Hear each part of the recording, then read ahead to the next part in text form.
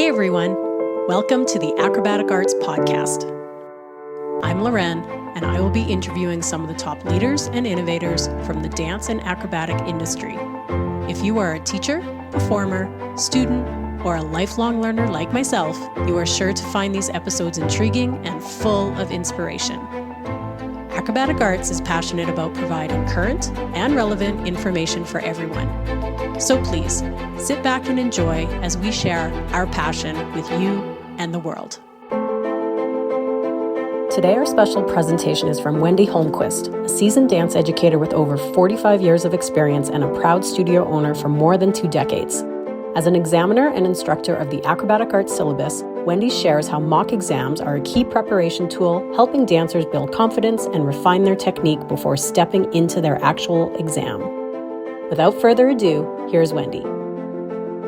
I'm honored to be here again this morning to talk to you about mock exams.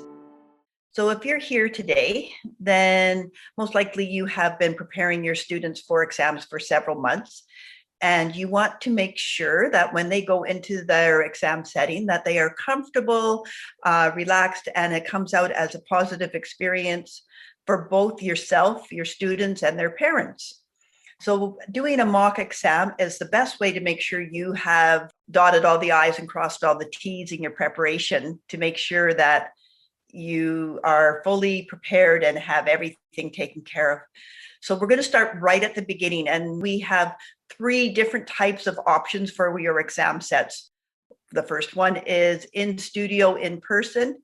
Then there is Assume from your studio, so it would be just your studio. And then there's multi-studio sets of exams where your children may be doing exams with students from all over the country. So there's different things to be thinking about for each one of those.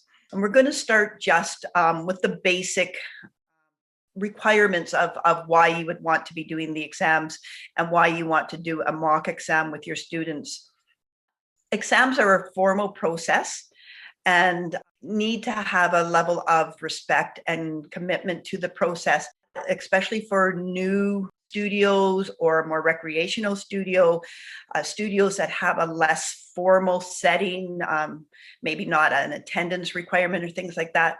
They're not really aware of how exams should be received. And so the examiners that are coming in expect that there's a form of etiquette and just requirements on how your children are going to behave and how the process should happen. So it's good to go through this with yourself just to make sure you've set everything up properly and everything's going to work, and for your parents and your students. So any kinks, any questions they have, any nerves are taken out of the equation for exam day. So right away, you've already set your students up into their exam groups. Either the child might be going in by themselves or they might be going in groups of 4. So you want to try on your mock exams to have them come in with the students they're actually going to be doing their exam with if it's in studio.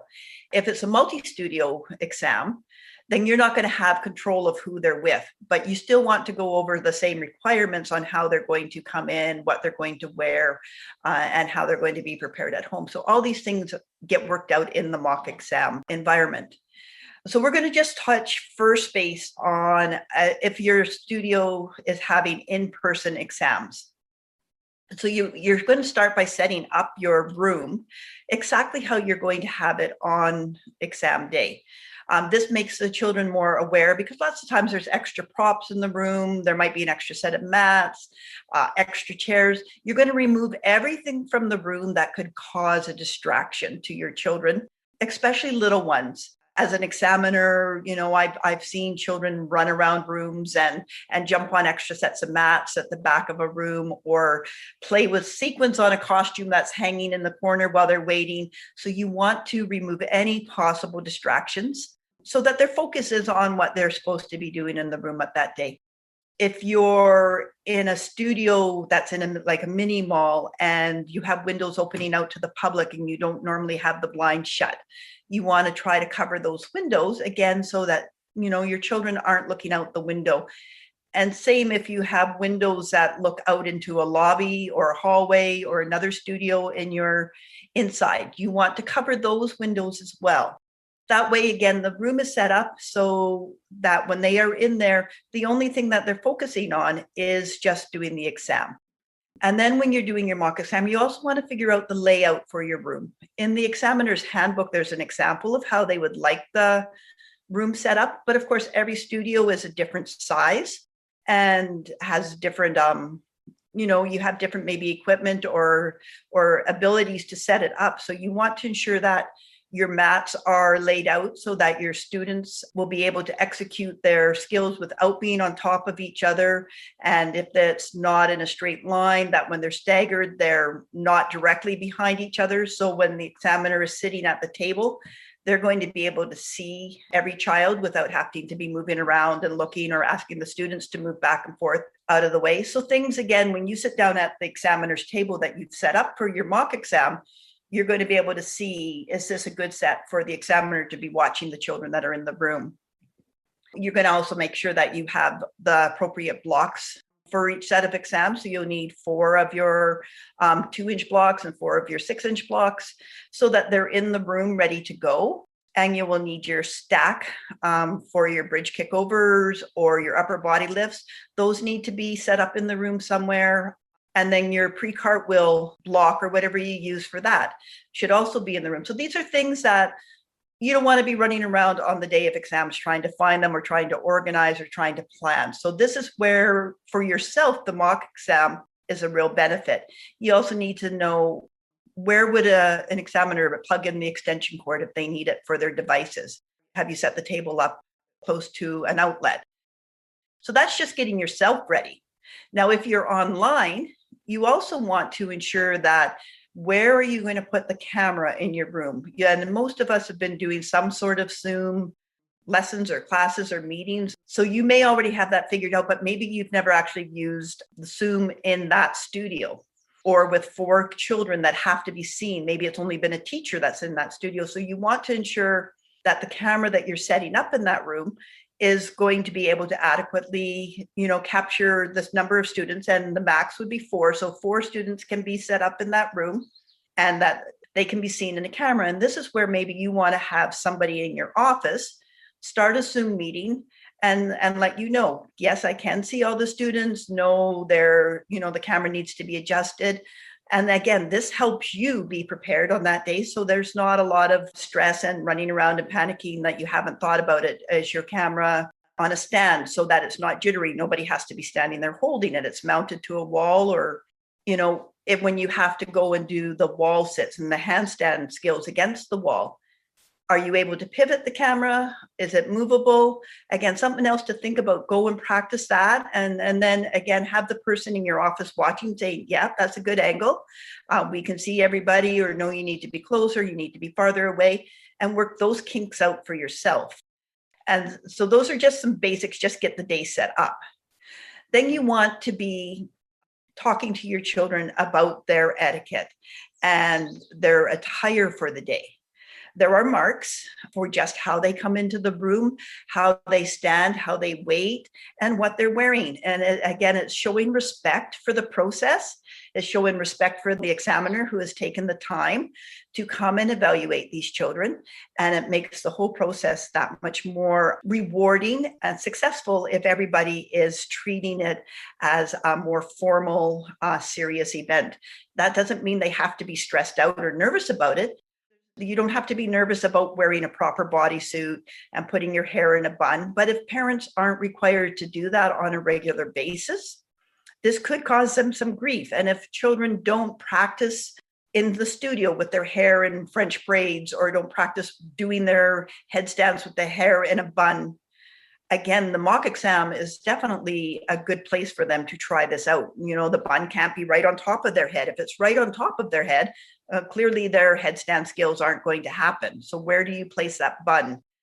If you haven't actually practiced it, that can actually cause a lot of stress on the exam day. So you want to make sure that, that even something simple like where their hair is neatly contained and secured back off their face, and it's not going to get in their way. Same with their bodysuit. Every studio is required to have their children come in a uniform type of outfit. whether it's a black solid bodysuit or a studio color bodysuit.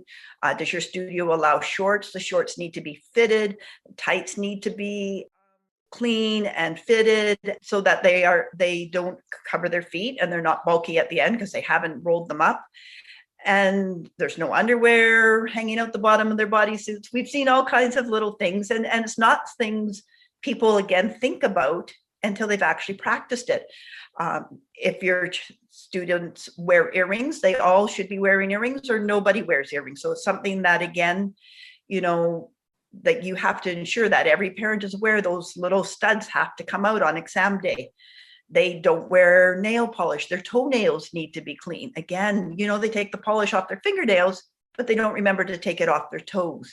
So when you come into the mock exam, you're looking at these children and they're all lined up in the waiting area where they're stretching and getting ready, and you're checking them over. You have time on this day to check them over because you're not in that rush around trying to make sure everything else is going perfect. You're there focusing on these children and looking at them and say, yeah, Susie, your bodysuit is perfect. And, maybe Debbie, you need to get a new pair of tights. These quite don't fit you properly. And we need to make sure you look your very, very best, because there are some marks for how you look and how you present yourself.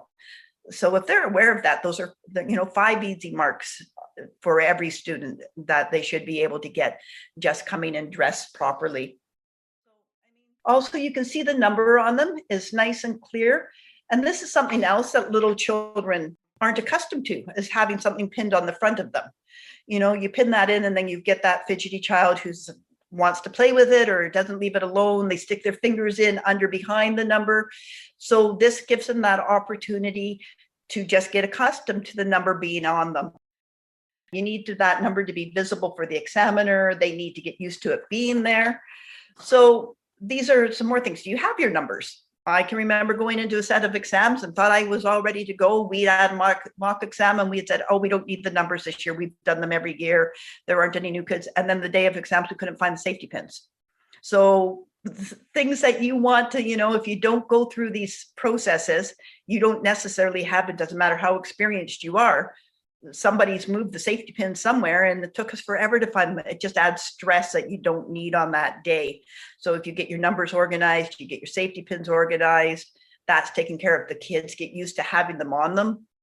You start having, even before the mock exam, if you have them start coming dressed in that right attire, you start having them wear their hair for acro classes the way you want it done on exams a little bit in advance. They get used to doing their headstands with their buns in or their hair French braided, or wearing just a bodysuit without the t-shirt over top, if that's what they're allowed to wear in class. So they become more comfortable in their own skin and in their bodies and what they're wearing.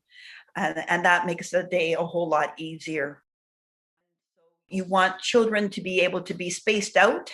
In our studio, our mat actually has to go diagonal during our exams because it's not long enough, or our room isn't long enough to put it out widthways. So it took us a while to figure out where to set the examiner up and where to space these children on the mat to do their skills, where everybody could be seen and, have adequate space not to be tumbling on each other.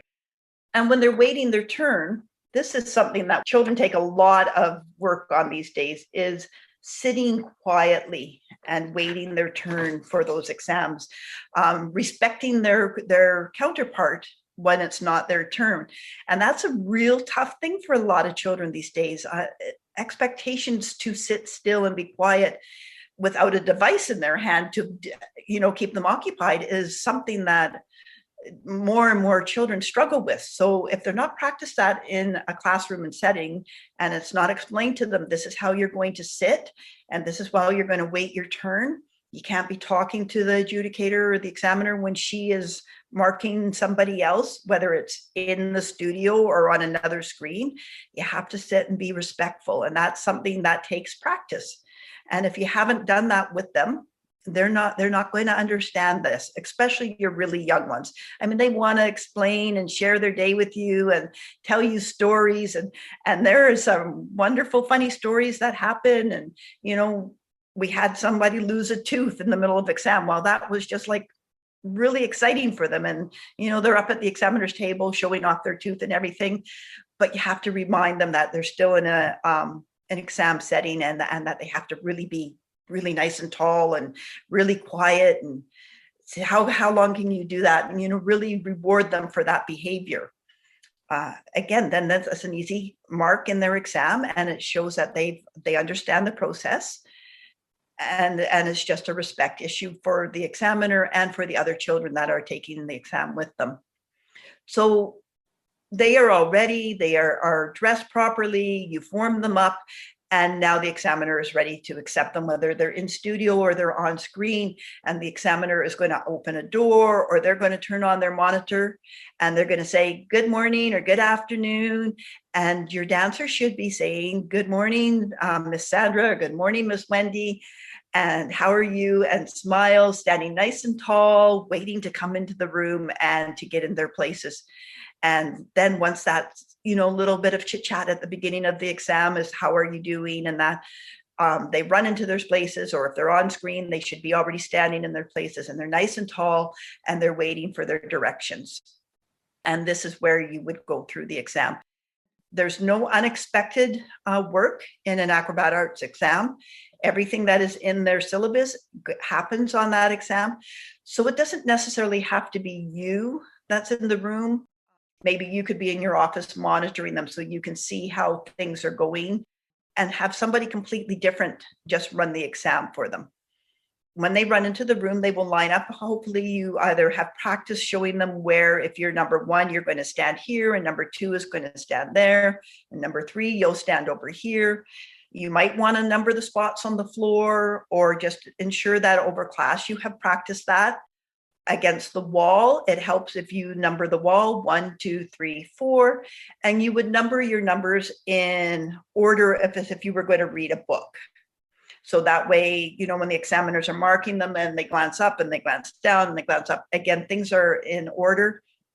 And when the children go from the mat to the wall to maybe line up to do tumbling skills and back to the mat, they learn and understand that they are to line up in their numerical order. So they will be 1, 2, 3 in order on the mat, and then they will run to the wall. They know where number 1 will stand and number 3 will stand. They'll run to the end of the mat for their cartwheels. Again, they know that they're going to stand in order. They come back to their mat and their spots. They practice that.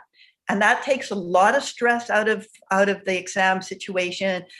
It also helps the examiner keep things on time and on track. You're not trying to herd children, because they already know, and they have been through the process, and they know this is my spot, and this is where I'm going to be.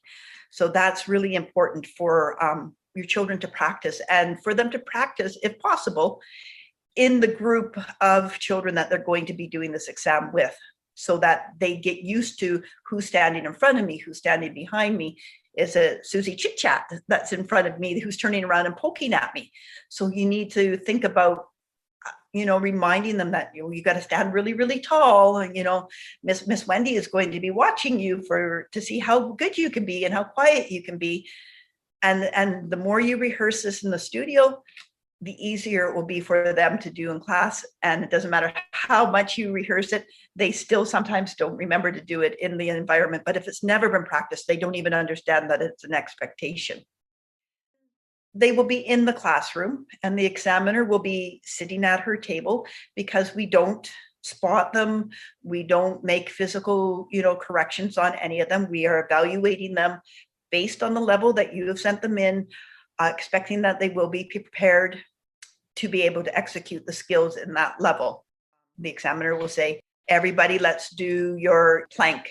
And you're all going to do it in this position.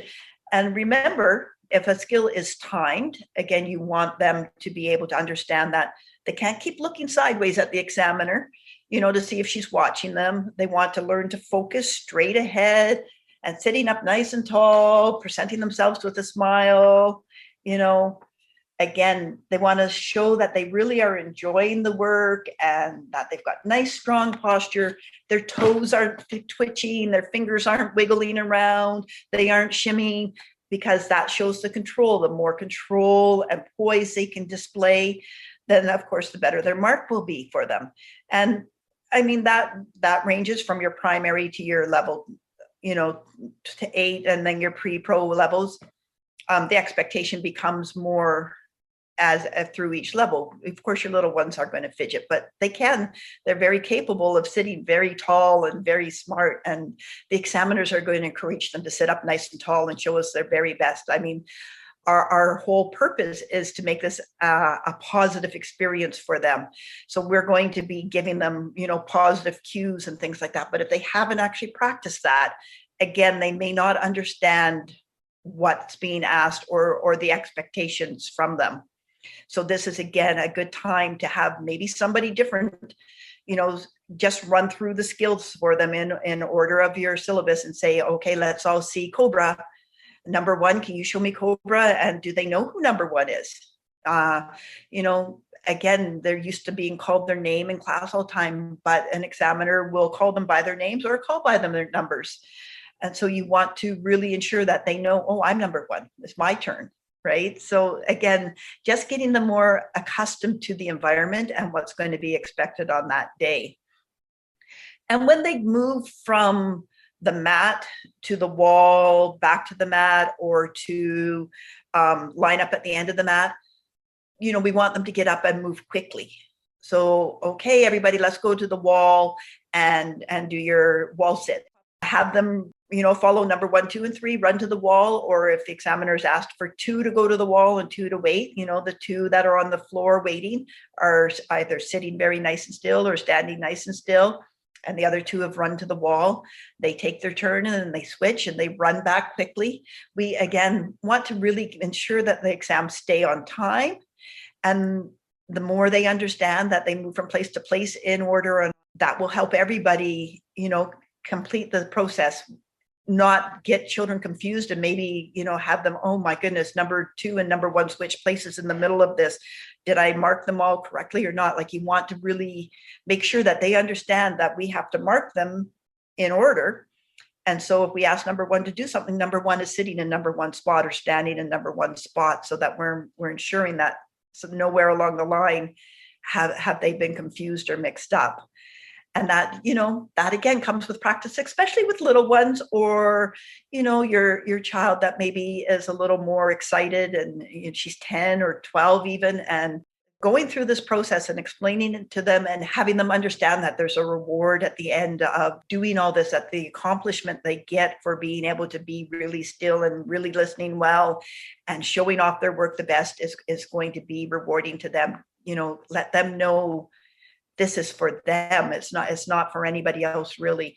Of course, as a teacher, it gives you a resource for placements in competition groups, or a resource to explain to parents why their child may or may not be ready to move on to the next level, because now you have an impartial evaluation of their child. And so you want them to show off their very, very best. And again, you're not in that room on exam day. You have no idea what that child is going to do. Your best behaved student can be all of a sudden the most shy, nervous, chatty child.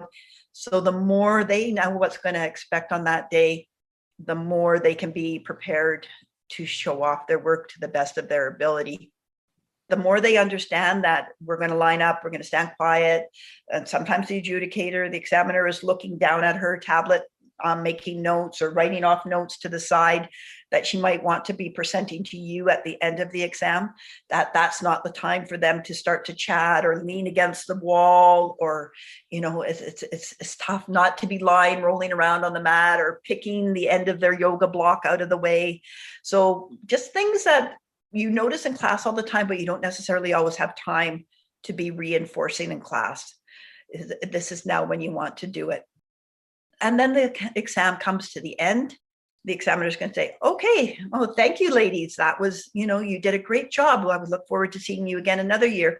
And your dancers are going to say, thank you, Miss Sandra. Thank you, Miss Wendy. And they're quietly going to run to the door and exit. Or they will turn off their videos or their screens and they will exit. Again, the process is now final for them. And then you'll get your results and your report cards. What you want to do then is, once you've gone through your mock exam, and hopefully you've had a chance to do it a week or 2 in advance, that you can go back and review any notes if it was yourself that was in the room doing the mock exam, or you're somebody else and you watched it on, the office cameras or something like that, that you can make corrections to the students on behavior, or, we noticed that not everybody puts their hands up on the candle, rock and roll, standing the candle, and the arms were in the wrong place on half of the kids, or you remind them where their hands are on their shins in the tuck position. Because now all of a sudden you're just looking specifically at 4 children or 2 children, and these are little reminders and corrections you've got a week or 2 to make, or you need to have a talk with, someone's mom and say, the bodysuit she wore for the mock exam really is a little bit too small for her, and we need you to, if you can, find her another bodysuit for that day, or the studio has one we can lend you, or maybe you can borrow one from someone else that fits her a little better. It gives you that opportunity to, again, make sure they're comfortable. Nothing's worse than a child standing there in a bodysuit they put on for the first time on the day of exams, pulling it up because they're embarrassed, or it's a little bit too tight, or they just don't wear bodysuits on a regular basis. So, it gives you a chance to have that conversation with the student and with the parent and make sure that they're well prepared. You will have had a chance to test out all your Zoom devices and whatever you're going to be using, the locations, your Wi-Fi, make sure all that's going to work for you.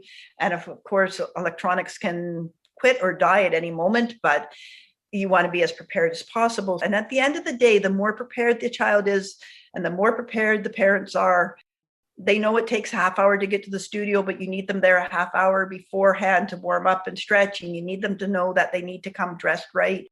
The more these expectations are laid out and they've practiced them, the smoother the whole day will go. And sure, there are always hiccups and there's always somebody late or something happens. I mean, we understand as examiners, and we will work with you to make sure that everything goes smoothly. Acrobat Arts is very accommodating.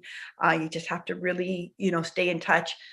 But you really want to be as prepared as possible so that this is a very rewarding, successful experience for yourself, for your students, for their parents, to encourage them to continue progressing through Acrobat Arts and their acro training to become the best they can be. So on that note, I hope that's giving you a few tips and hints on how to be prepared and the purpose of a mock exam. And thank you. We hope Wendy's expertise on mock exams will help you better prepare your dancers for success. If you found this presentation helpful, make sure to subscribe to the Acrobatic Arts Podcast and share this episode with fellow acro teachers. Don't forget to follow us on social media for even more valuable content to support your acro journey. Thanks for listening, everyone, and have a great day.